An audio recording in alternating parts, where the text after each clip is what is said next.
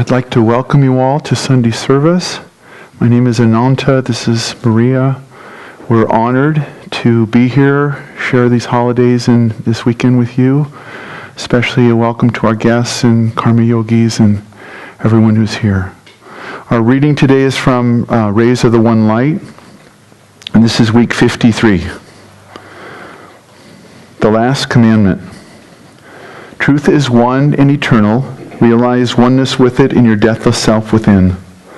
The following commentary is based on the teachings of Paramahansa Yogananda. Jesus Christ, near the end of the Gospel according to St. John, gave as his last commandment that we love one another. In John chapter 13, he said, "A new commandment I give unto you, that ye love one another as I have loved you, that ye also love one another. By this shall all men know that ye are my disciples." Again in John chapter 15, he said, "This is my commandment, that ye love one another as I have loved you." How did he love us? Personally, yes, in the sense that he loved and forever loves each one of us for who we are and not abstractly, but impersonally also, in the sense that the Christ, the divine consciousness, is not conscious of itself as separate from us. He loves us not only for, but as our very self. His love is a manifestation of infinity, loving us as expressions of infinity. He does not see us as we see ourselves. He forever sees in us our divine potential.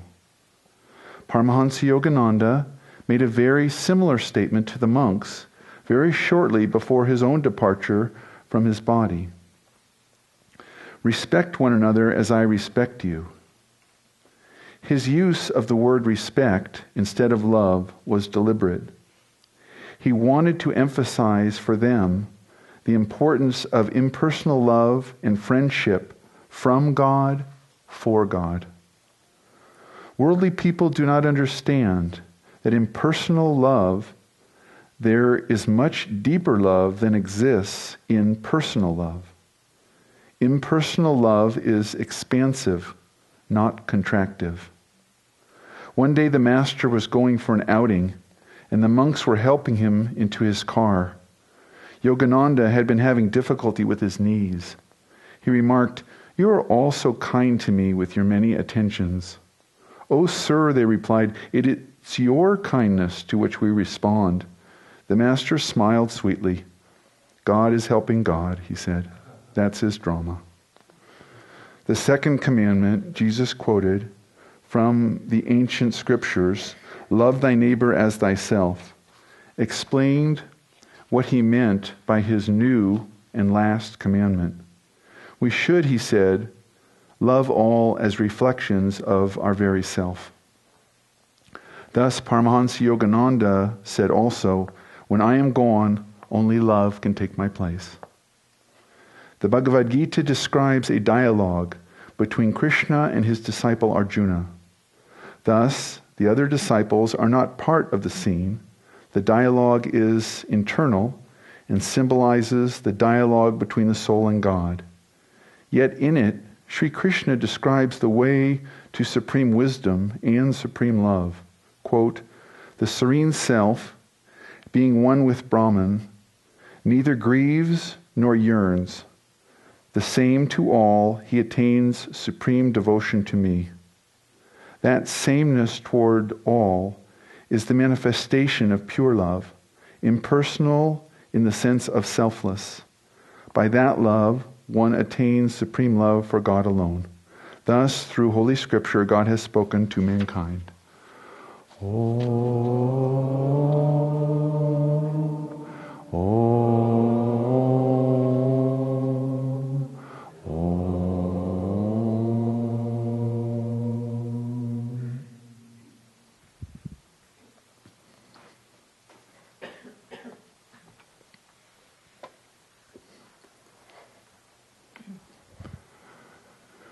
I'd like to read now from Yogananda's Whispers from Eternity.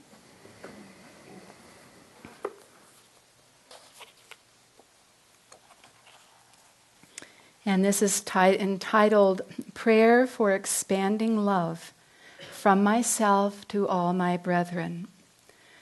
O Divine Mother, teach me to use the gift of Thy love, which I feel in my heart, to love the members of my family more than myself. Bless me that I may love my neighbors more than my family.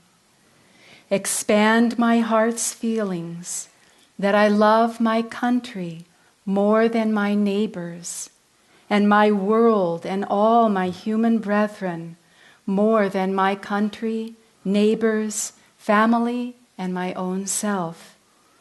Lastly, teach me to love Thee more than anything else, for it is only Thy love that enables me to love everything. Without Thee, I could not love anything or anybody. Father Divine, teach me to enter through the portals of family love and that of the love of my friends into the mansion of wider social love.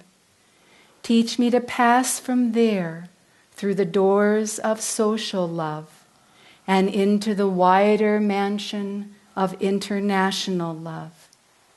Then teach me to pass through the portals of international love into Thy endless territory of divine love, wherein I perceive all animate and inanimate objects as breathing and living by Thy love alone. Teach me to tarry not at any alluringly beautiful gate of family, social, or international love.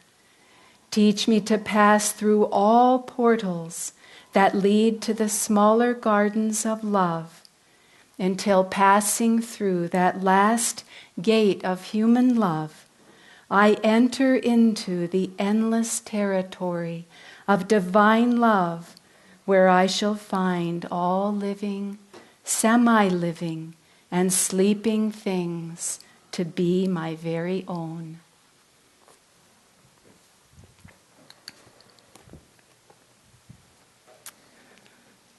Welcome to all, and again we'd like to wish you all, I know we're a couple days ahead of the game, but a very blessed new year, and rich in what Yogananda often referred to as the ever-new joy of God. So many, many blessings. This topic this morning, the last commandment. I was reading about, in Yogananda's writings, about the commandments, and he didn't really like that word, commandment. He said it really doesn't win the response from, the masses, so to speak, because it seems like, when you talk to a child or a teenager and you command them or tell them something to do, they're right off doing the opposite. And there's a place for that. We're all trying to ground in and stand on our own 2 feet. But he said far better, and this is the way he liked to refer to them, far better to refer to them as the eternal rules of happiness. Because it's true, when we view it that way, if we see it as something that'll bring us happiness, everyone wants happiness.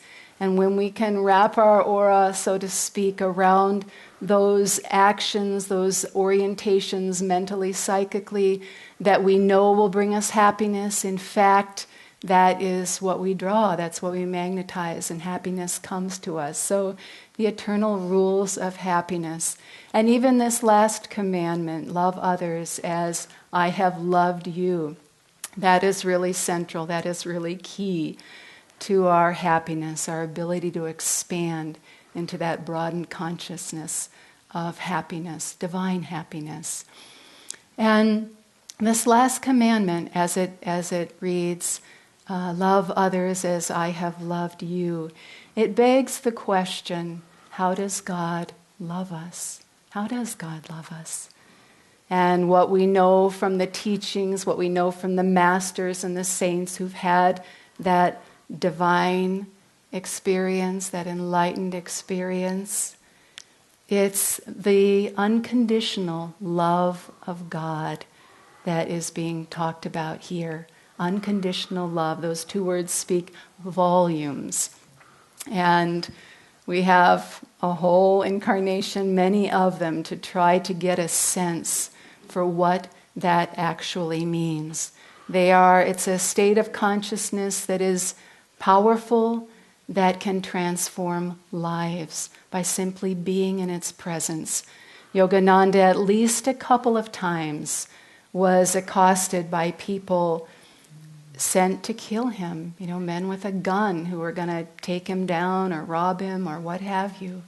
And it was through the power of that love, and you read about it, he shares those examples, that he was able to completely change that circumstance, not just for himself, because that wasn't what it was about. It wasn't like he was trying to protect himself, but change that circumstance so that those individuals could be changed through the power of that divine love flowing through him. And they were changed. Their lives were different after that. And on another occasion, not quite as serious, but it speaks to that divine love.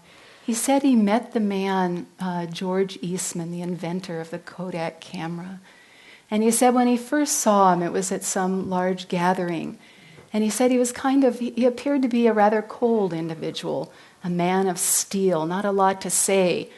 And Yogananda surmised that in part this was because he was a very wealthy man and very philanthropic individual. And so people were always after him, always wanting his money for this or that, and good causes, I'm sure. But that's how they read him. That's how they saw Mr. George Eastman. And so Yogananda was watching him, and he thought to himself, I wonder what he thinks I'm after. And some time passed, and Mr. Eastman came up, and Yogananda said, without any preliminaries, he just said to Yogananda, I want you to come have lunch with me. And Mr. Eastman responded, I'll come and have lunch with you if you will also come and have lunch at my place. And so later on, Mr. Eastman came to Yogananda's home, and he found Yogananda there making these different curries. And Mr. Eastman said to him, oh, I love to cook as well. And so that sort of softened the energy a little bit. And they were cooking and they were talking. And after a while, Yogananda said that he casually said to him, he said, I know you're a man of wealth and means, and that you're sought after by many because of this. But I'm not interested in your wealth. I want to be your friend. And Yogananda said when he said those words, Mr. Eastman totally relaxed. And they had a wonderful visit. They spent a couple of hours together. And the next day, Yogananda received in the mail one of his newly invented Kodak cameras. But, it's just perhaps not an everyday occurrence, but it's an occurrence of the human element. And just how deeply we can affect people when we try to live in that consciousness. And the masters, the great ones, they have it down. They understand that the whole reason for their very existence, the only reason for their existence, is to radiate love, to send love, to give love, to magnetize hearts to that divine source, because they can experience that through them. They're a channel for that. And it's a love, as I said, it's transforming. And it is there for us. Yogananda wrote in his autobiography when he so wanted to know that Divine Mother loved him. And it's a beautiful account. But Divine Mother appears to him and says, always have I loved you, ever shall I love you. And that's the nature of unconditional love. Master says we touch on it a little bit in the incarnation of the human mother. There are exceptions, but that motherhood is an expression, by and large, of unconditional love. And so we see it there portrayed, and we can tune into that, the love for one's child, the love for one's family, the love for all children, for all humanity, a selfless love, a love that inspires, a love that transforms.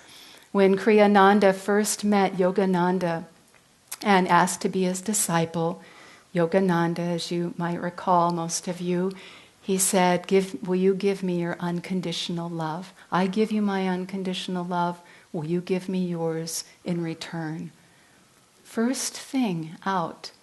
And he laid that as the foundation, not just for discipleship, but for what was going to be a lifetime of discipleship and a lifetime of human relations, one after the other, strangers, thousands, tens of thousands of them.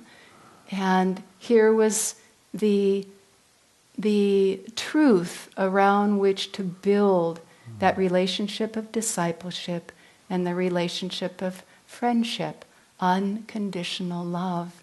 And when you look at the example of Kriyananda, it's perhaps really the greatest thing that he has exemplified for us is the example of divine friendship.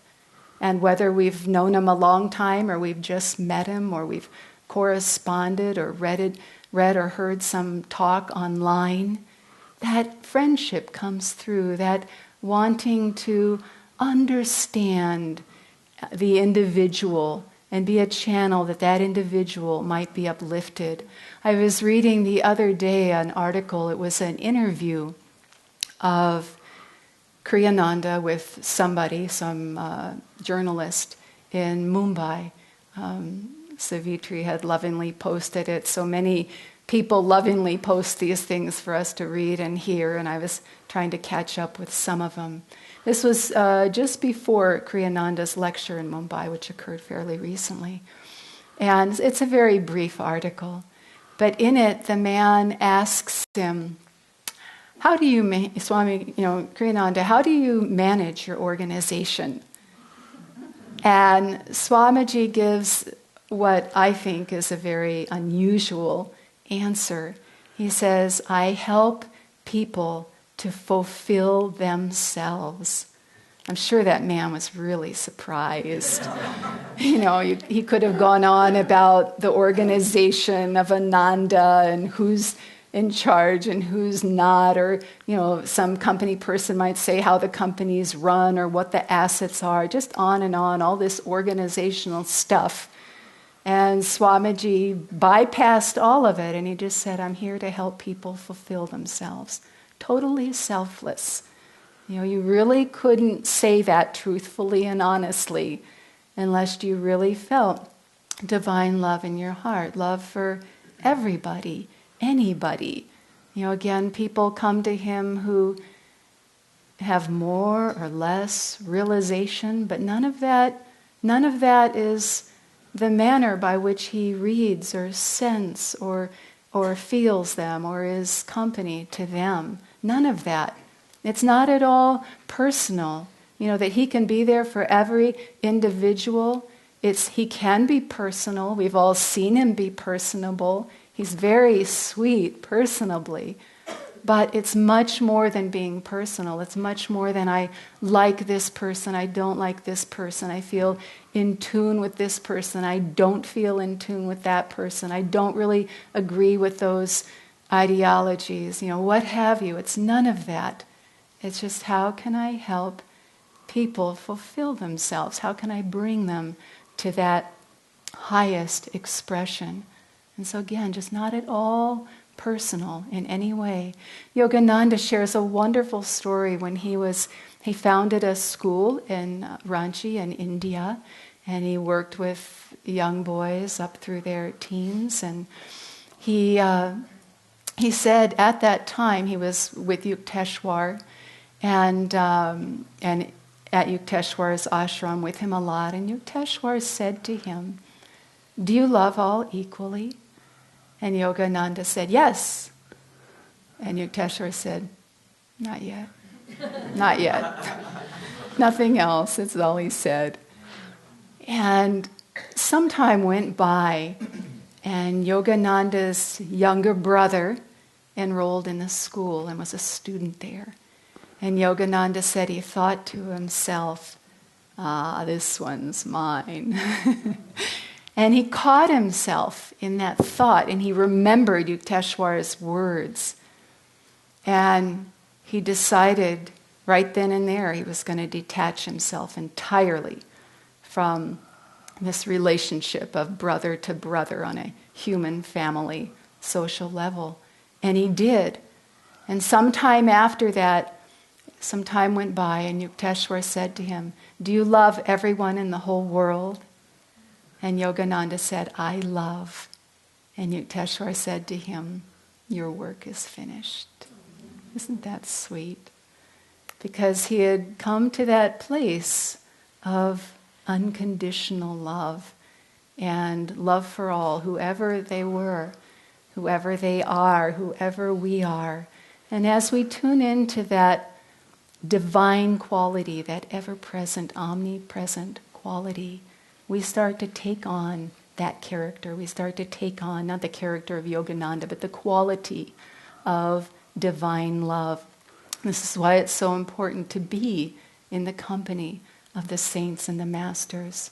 I was with a dear friend of mine recently, and this is an individual who I have known for almost my entire life. They're just a year behind me. I've known them essentially my entire life. And in some ways, it's been a bit of a challenging relationship. Really, to be honest, I've always known it through personality, my own, theirs, ego, mine, theirs, different worldviews. It's really always been on that level. And so sometimes it's been a bit challenging. And I was with this person recently, and it was a very unique experience. I really think just a few times as it happened to me. And all of a sudden, in being with them, there was nothing profound particularly being said. It might have even been superficial. I think it was rather reflective, but not totally deep. And all of a sudden, I was aware of this person and myself. There were no personalities. There were no egos. There were no worldviews that clashed. All of that was gone. It was on another plane. It was startling to me because it was so different than my daily reality. And it was incredible. And it allowed me to understand what that can be like when we relate to someone unconditionally. And that's not easy to do. It's not easy for me to do, but we've got to keep trying to do it. It can be the reality on this plane, but wow, is it challenging to get beyond our egos, our personalities, their personalities. And then you throw siblings in there, and moms and dads, and it gets pretty wild. It's pretty hard to exit that and separate it out and think that this person has a soul and that you'd want to relate to, You sort of think, I'll be much better off if I just stay away. Then I won't get angry. Then I won't get uptight. But in the moment that I felt that, what I also felt was, I want to be with that person. I want to spend more time with that person. And as much time as I've ever spent with that person, again, I have to say honestly, that just hasn't been my thought.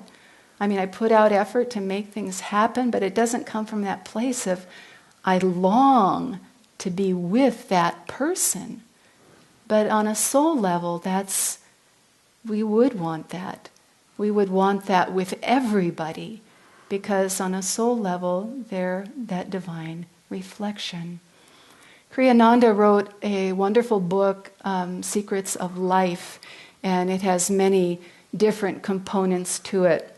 And in the component, Secrets of Meditation, he says, one of the secrets, the secret of meditation is visualizing yourself seated at the heart of infinity, sending rays of divine love outward from your center to all the universe. That's a wonderful, expansive meditation for divine love. Because, again, that if we were to be, for example, at an international conference on world peace, I mean, can you just imagine you're trying to come to some solution, carry out some business, that's positive and unifying, and how are we ever going to arrive at a solution? How do people arrive at a solution? There's so many conflicting egos. There's so many cross currents of karma and personal desire. And imagine if you were to just, raise your hand, let's all love others as God loves us. People would think we were nuts. And if there was someone there who did get it, and I'm sure there would be someone who would understand that truth and principle, even a handful of people, no one would really be able to implement that as solution. There would be no joint, collective voice in that yes, this is the solution. Let's just channel unconditional love to everybody and solve all the world's problems. But we do know that is the answer. We do know that is the solution. And so irregardless of whether anyone is paying much attention or not, it's really our duty, it's our dharma to try to be channels of divine love and to find the way to do that.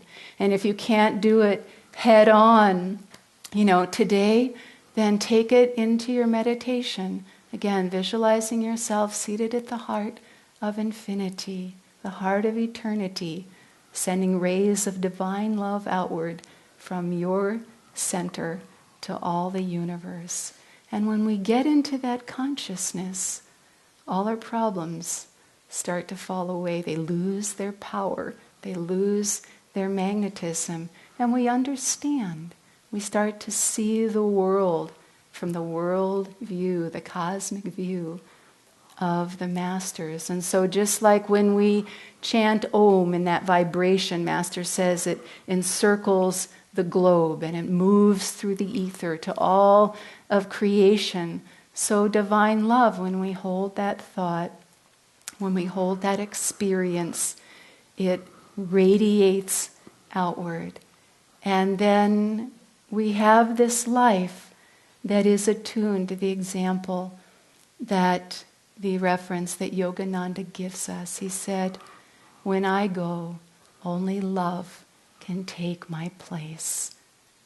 And so in those words, I think I'll just close. Only love can take my place. And let us in this new year place our energies, our concentration, our commitment to try to be channels, greater channels, even greater channels for divine love to all. Thank you.